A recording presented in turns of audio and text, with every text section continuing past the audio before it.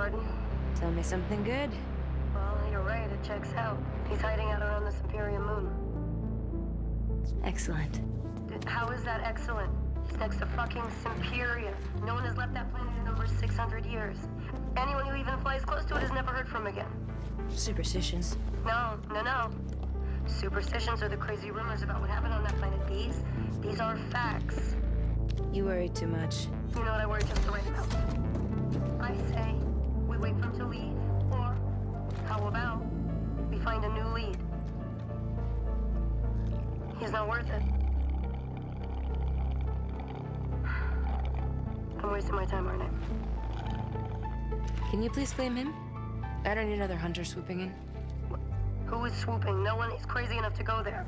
He clearly is. He is clearly desperate. And so am I, so claim him, or I will find another agent. Anyone else with all your fucking shit? Okay, alright, you know what? There, you're the boss.